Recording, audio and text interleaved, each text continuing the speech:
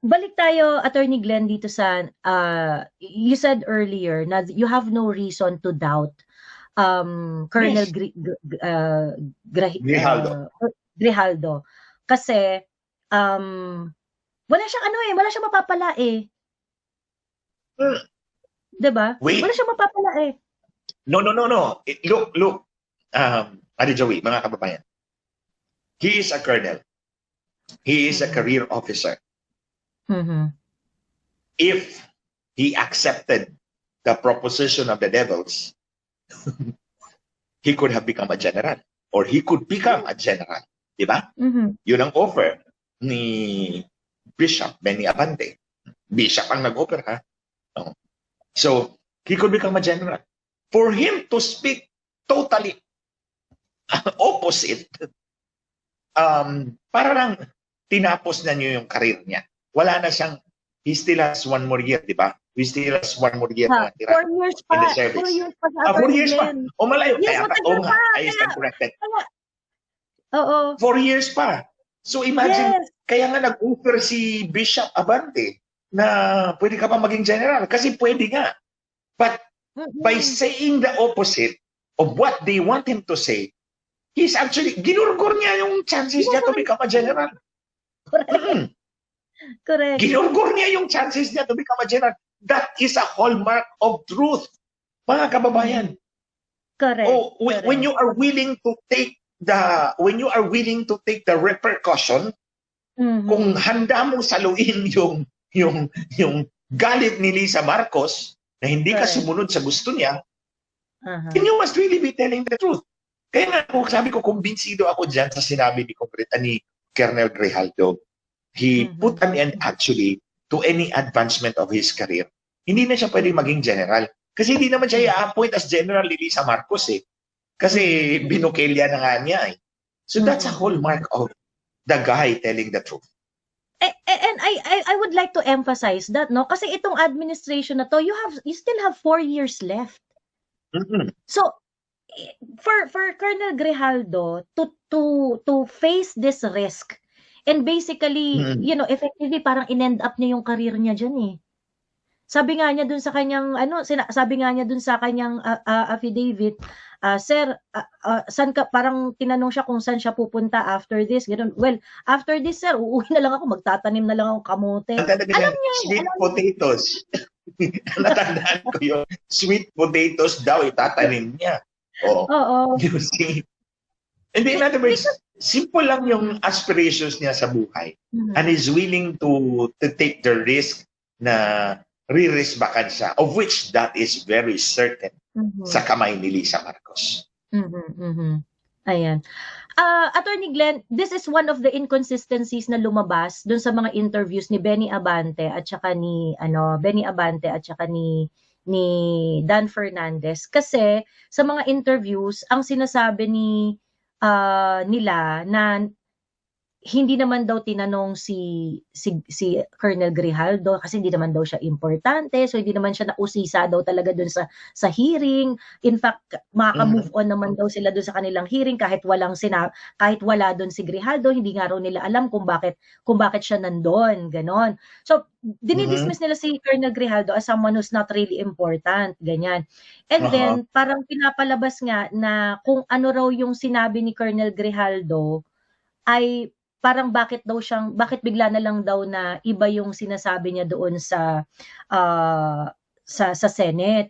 Now, I also heard about this, ang claim kasi nila na naglabas daw ng statement si Colonel Grijaldo na iba naman daw yung sinasabi. I think this is something that Colonel Grijaldo has to confirm. Kung meron ba siyang sinubmit na affidavit sa Quad Committee na contrary doon sa sinabi niya sa Senate, kasi I don't think totally totally contradictory yun doon sa claim ni Colonel Grijaldo sa Senate, kasi ang ano nga niya is ayaw kong i-corroborate yung kwento ni Colonel Garma. So ano yung sinasabi nito nila Benny Abante at na nag-issue siya ng affidavit sa Quadcom na kung saan nire-reverse niya yung sarili niya. But that's a matter of facts, and I think it is something that Colonel. We have to we have to, well, I think si Colonel Grijaldo has to come out and clarify this. On the other hand, kung meron din sila Dan at si Benny, they produce it. So that that's part of healthy discussion. Pero ako, I put my trust, naniniwala talaga ako kay Colonel Grijaldo. Because of that, yung rest back sa kanya that he's willing to take. Imagine 4 years pa siya dyan na hindi siya ma-promote because nilabag niya yung kagustuhan ng reyna ng mga drug pushers sa Malacanang. Attorney Glenn, yung naging statement ni ano sa tingin mo yung naging impact ng statement ni Colonel Grijaldo sa buong Quad Committee? After nung sinabi niya na ganito, so what do you think is the impact of this dun sa entire Quad Committee? Sabi na ni Ate Claire, yung impact dyan, i-quote ko na lang si Ate Claire, umatras si Abante, nakubaran si Dan Fernandez. Yung sabi niya, hinubaran si Dan Fernandez, umatras si Benny Abante. You know, it throws a very serious question, doubt on the motives, the intentions of the Quad Committee, its chairman and its members. Kung ito lang, I'm sure may CCTV dyan sa House of Representatives, both in the committee room and outside o kung saan sila ng meeting. Makikita mo kung lumabas si Colonel Grijaldo, pumasok in another room. Diba? In the middle of the hearing. So, makikita niyo, you produce that. May CCTV yan. Makikita niyo lumabas, pumasok sa another silid. Precisely for what? Bakit siya lumabas in the middle of the hearing? Pumunta siya doon. It actually corroborates his own statement na nagkaroon sila ng private meeting in the middle of the hearing. And actually, Attorney Glenn, sorry to interrupt. Sige, go ahead. I think si Colonel Grijaldo, witty rin siya eh. Kasi dun sa kanyang affidavit, sabi niya, in the middle of the quad hearing, nilapitan ako ng security tapos pinalabas ako ng room kasi pinapasamon daw ako ni Dan Fernandez. So lumabas daw siya, and then very detailed yung kanyang sinabi, pinapunta dun sa kabilang room, ganyan. Tapos pagpasok ko ng room, meron akong nakitang 2 pulis. Pinangalanan niya yung 2 pulis na yun, isang major at saka isang captain, police captain. Nung nakita nila ako, sabi niya gano'n, nung nakita nila ako, in-acknowledge nila ako at sinaluduhan, sabi gano'n ni kasi colonel siya eh. Kasi colonel siya eh, gano'n. So, I think at that point, somehow nag-send yun ng message kay Dan Fernandez na hindi mo ako po pwedeng bullshitin, na hindi mo aaminin na kinausap mo ko dahil merong 2 pulis doon sa harap na nakita ko na ibang tao. Yes, oo. Ganon. Pero apart from that, independent of people, na pwede mo namang sabihin na pwede mo sabihin na, kinutsaba mo yan, kinausap mo yan, magkabaro kayo eh. The CCTV camera or the footage will show and independently corroborate na in the middle of the hearing, may time naman yan, may time yung footage ha. In the middle of the hearing, lumabas ka, pumunta ka sa kabilang, you see, mga kababayan, hindi ko binasa yung affidavit ha. Unang-una kanina pa lang, sinabi ko na, hindi ko nabasa yung affidavit ng Colonel Grijaldo. But as we go on with this conversation, may mga sinasabi ako na nagja-jive doon sa kanyang sinasabi. Di ba? Because that's exactly what happens. So, and there's another one, Ate Joey, mga kababayan, that I would like to point out. Kapag yung affidavit full of details, that's another hallmark of the person telling the truth. Na pumasok siya, kinuha siya ng isang security, pumasok siya sa kabilang room, pagpasok niya, may isang colonel, may isang major, may isang captain, sumaludo sa kanya. These are indications of truthfulness sa kanyang statement. Mhm, mhm, mhm. Pati yung puwesto Like nila in the sa case upuan ng kasi sinabi ni ano, inano ni oh, talagang, dinescribe ni Colonel Grijaldo, eh. There Ate were Joey, just tingnan niyo, mga kababayan, yung affidavit ko against Lisa Marcos, 15 pages yun, 15 pages yun, puno yun ng detalye. Sabi ko, pumasok yung sekretary ni Lisa Marcos, Attorney Glenn, ikaw na. So lumabas ako, sumunod si Ivan, sumunod si Hubert. Pagpasok namin, nauna si Ivan, sumunod si Hubert, doon siya sa far end, sa center, ako naman sa other end. Si Lisa na sa harap. Yung mga detalye na gano'n. These are indications na totoo yung sinabi ng tao kasi may detalye. Pag walang detalye, gawa-gawa lang yan. Mm. Mm. Tama, ayun. Attorney Glenn, itong ano, itong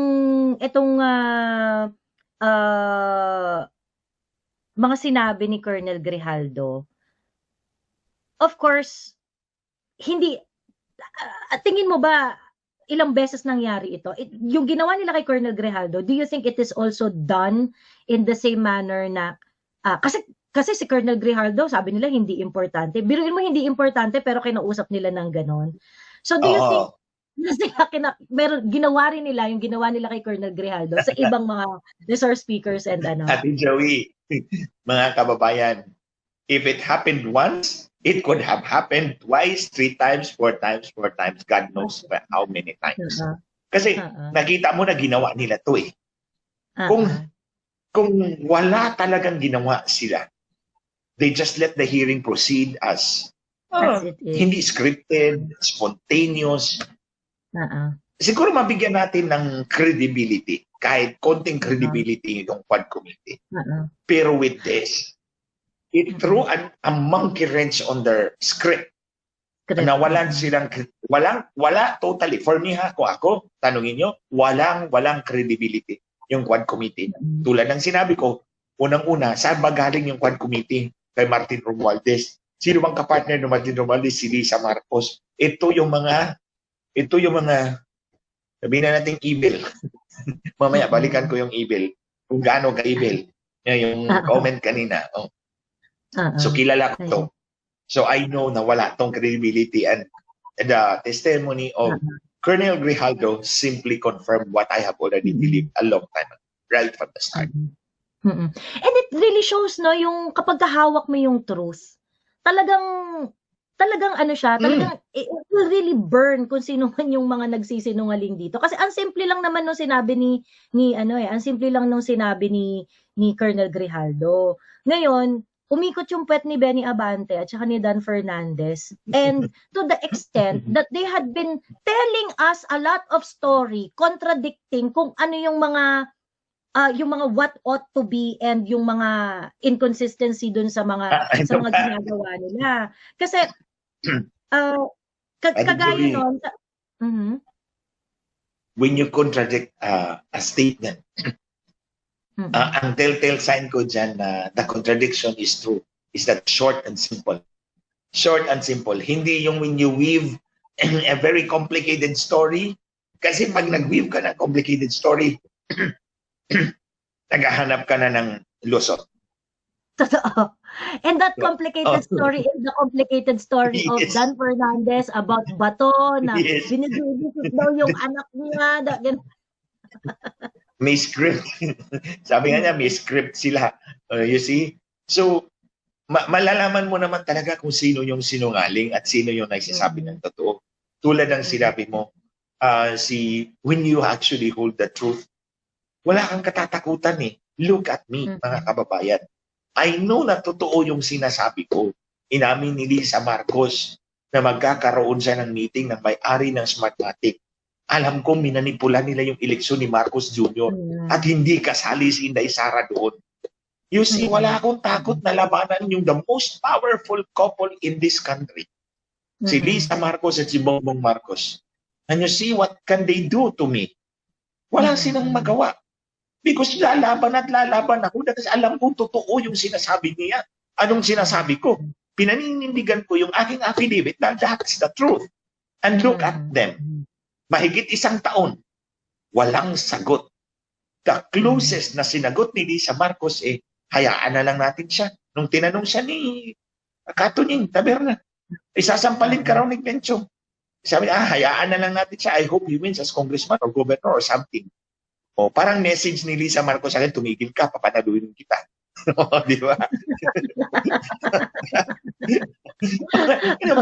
Why would she answer that way? Di ba? Why would she answer that way? Hayaan na lang natin siya. For all the things I said against her, sasampalin kita, drug pusher ka. For all the things I said, yun yung sasabihin niya. Hayaan na lang natin siya. I hope he wins as governor or congressman or something. Para nga nagpaparinig si Lisa, tumigil ka na dyan, papanalunin kita. Of course, hindi ako papasok ulit sa bitag mo, no? Nabitag mo na ako once. Hindi na ako magpapabitag another time. Mukha na akong tanga niyan.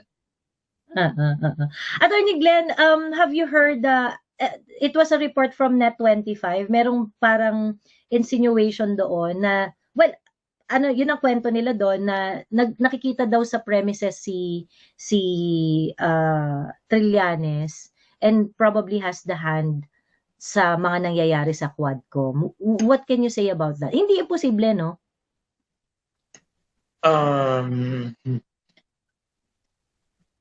Trillanes could only sway. Ganito na lang, ha? Trillanes could only sway the Quad Committee. Kasi you have to look at it, no? Wala na siyang political power ngayon, di ba? He's out of office. Wala siyang political power. Wala siyang political influence or whatever residual political influence he has. Kunti na lang yun. Di ba? Wala namang susunod sa iyo kasi hindi ka na senador. Kung mayroon mang residual political influence na natitira, kunting-kunti na lang. Not enough to sway the actions or the directions of the Quad Committee. Maliban na lang kung ginawa siyang bastonero ni Lisa Marcos. O ikaw ang director doon. And everybody knows that siya yung baston ni Lisa Marcos doon. Because alam ko naman si Lisa will not do it on her own. She will use people. Ang pinaka-value na lang ni Trillanes doon, kasi syempre dahil nasa military siya for a very long time rin naman, kumbaga, and yung mga resource speaker sa mga resource speaker sa Quadcom ay karamihan ay men in uniform. So, valuable yung knowledge niya when it comes to paano makipag-usap or ano yung magiging diskarte dyan, ano yung but not to the extent that he's going to be a pivotal force para wala akong nakikitang significant contribution ni Trillanes doon, honest.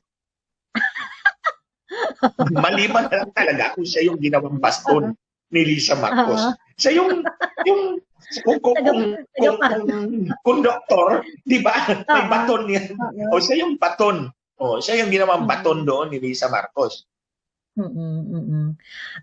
Attorney, mahuhod ba legally accountable ang Quad Committee? Kung kunwari, eventually marami pang mag-come forward na mga witnesses, resource speakers na pinwersa or minanipulate yung kanilang mga statements and whatnot.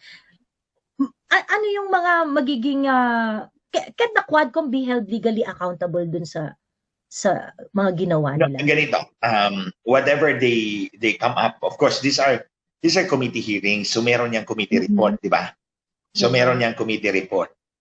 So pag lumabas yung committee report and for example, natatamaan ka o ako, natatamaan tayo doon sa report nila. Or in this case, si President Duterte at si Inday Sara, you can question the proceedings in a certiorari proceedings sa Supreme Court. That the proceedings was conducted with grave abuse of discretion amounting to lack or excess of jurisdiction. Bakit may grave abuse of discretion? Pinipirsa niyo nga yung witness. Kinukunsaban niyo yung witness. Aside from, of course, pwede mong kasuhan yan ng subornation of perjury. Kasi that's a crime. That's a criminal act. Pwedeng kasuhan. Well, I'm talking first doon sa committee report as a whole. No? Committee report as a whole. Na natatamaan ako o natatamaan ka, takbo tayo on certiorari sa Supreme Court. Questionin natin yung abuse of discretion ng committee na inaano nyo yung mga testigo. So therefore, kung pinupulyot nyo yung mga testigo, your committee report is polluted and it has injured me or injured you. The other one is you can go directly personally against Congressman Abante and Congressman Fernandez for subornation of perjury. Inaano nyo yung witness eh. Pinapapirjure nyo. Kaya nga, ang crime is subornation. Subornation of perjury. Kasi pinapapirjure mo yung witness. Remember, the witness takes oath doon sa hearing. So that is a proceeding, a legal proceeding. Tapos pinapa-perjure mo nga kasi pinapasabi mo ng hindi totoo. O pinapa-corroborate mo yung affidavit ni Guyen Agarma na hindi naman pala totoo. Sabi ni, wala naman siyang alam doon. So that's subornation of perjury. Pwede silang kasuhan directly, personally, itong dalawa. Kasi itong dalawa lang naman yung pinangalanan. But, ang pinaka-importante dyan is that it affected the credibility now of the Quad Committee. For those who do not know, I know. I know personally the workings of these people. So, wala talaga akong katiwa-tiwala dyan sa Tuwan Committee. Tuwan Committee na yan. Tumuwan na sila kay Lisa Marcos. Literally, tumuwan. Nagbow sila doon. Para silang mga minions ni Lisa Marcos. So wala talagang credibility yung Tuwan Committee as far as I'm concerned. But for those ordinary Filipinos na willing to to give them a sense of credibility, wala na talagang credibility ngayon because the testimony of Colonel Grijaldo threw a monkey wrench on that credibility. Committees to act extraordinarily like this. Pero alam naman natin na hindi naman yan in the interest of the people, for the selfish interest of the Marcoses yan. So, ang target niyan si Inday Sara at the end of the day. Tanggalin na natin lahat ng pretensions natin. Ako, I don't pretend to be, si Inday Sara ang target dito. Una, nagsimula sila sa Pogo, di ba? Sa Pogo. It's actually a witch hunt. It's a witch hunt. Sa Pogo sila nagsimula. Ginorgor nila si Harry Roque. And then, pati asawa ni Harry Roque, dinamay nila.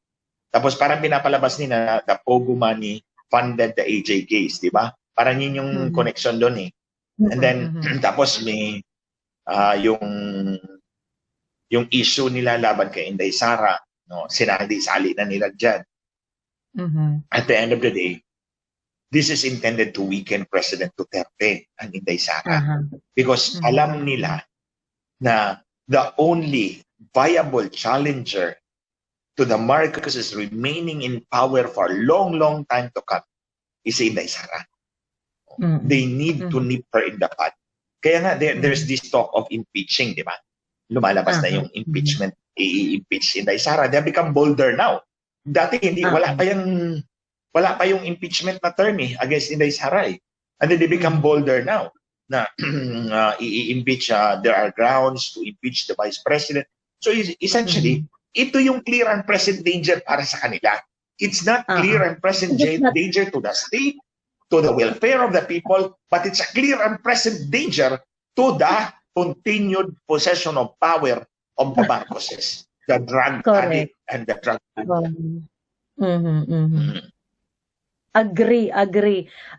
Hindi kasi talaga justified yung yung creation nung super committee na parang you're using all the resources of the government for topics like this. I mean, why do you talk about, let's say, for example, yung EJK? Sabi, I to a certain extent, I would agree that there would be some lapses in the implementation. That's a legitimate issue, Ate Joey. That's a legitimate issue. That's a legitimate issue. That's a legitimate issue. That's a legitimate concern.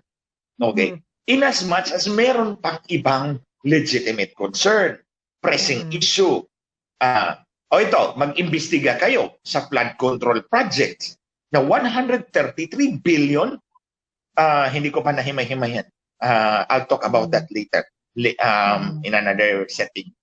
Yung 133 billion na sinasabi ni Amy Marcos na pinapaimbestigan niya, 6 na taon. 133 billion was poured into Bicol region. Pero sa 6 na taon na yan, nagsimula, kinumpute ko, 2019.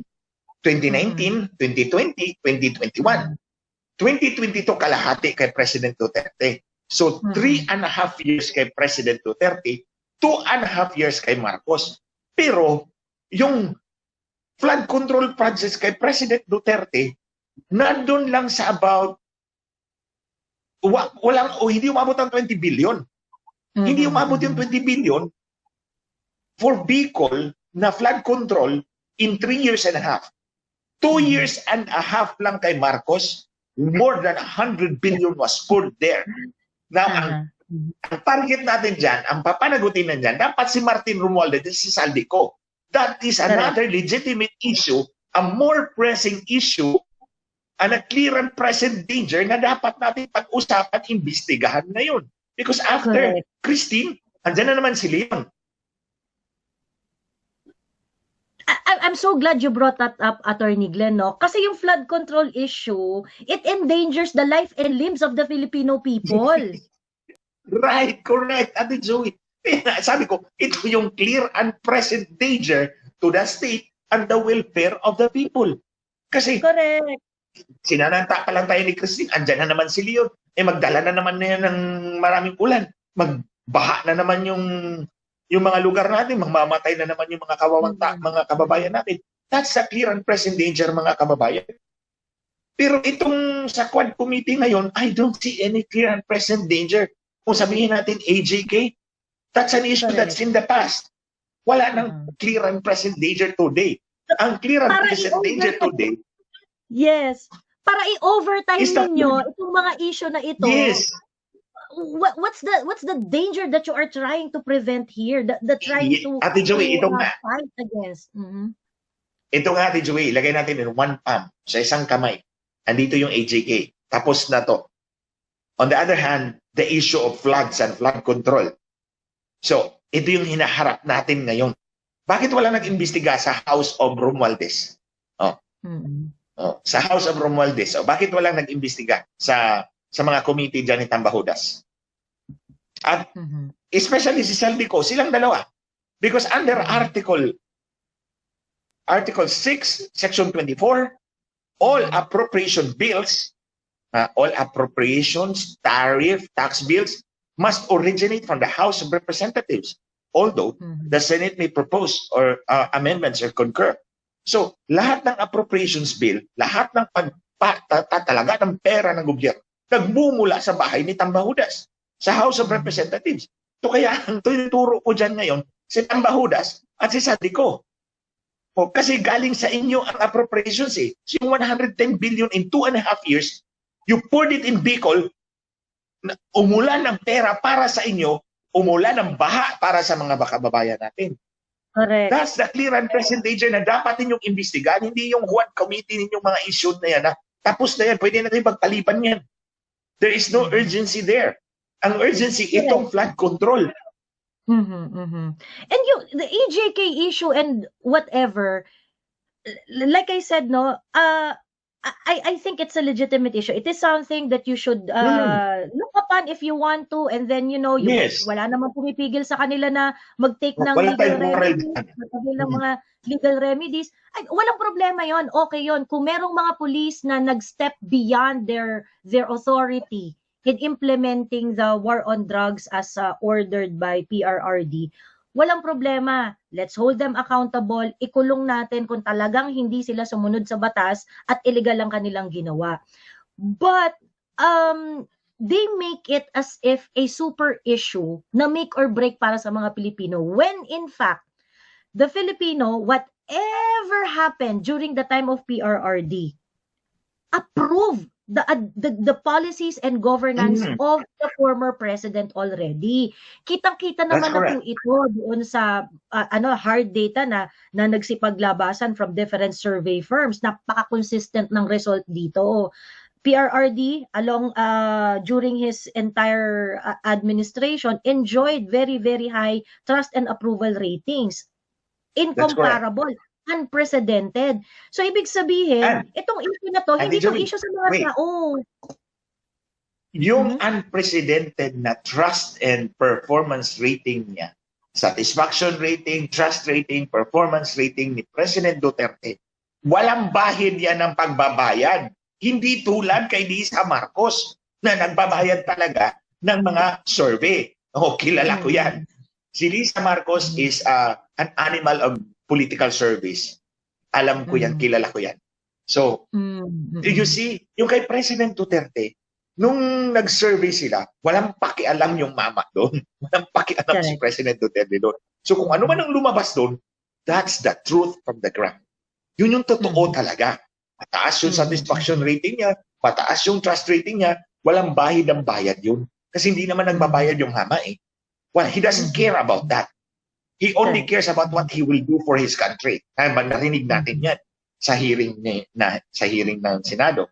On the other hand, si Lisa Marcos is an animal of service, political service. So, natandaan ko, nung una kong takbo, nung tumakbo ako senador, ang una niyang tanong, nagpa-survey ka na ba? Tapos sabi ko, hindi pa. Sabi niya, may taga-survey ako. You see, may taga-survey siya. So, alam ko, pag mataas ang satisfaction rating ni Marcos, sorbiyan ni Lisa Marcos. Tandaan niyo yan, mga kababayan, ticket from me. Ate Joey. Ayan.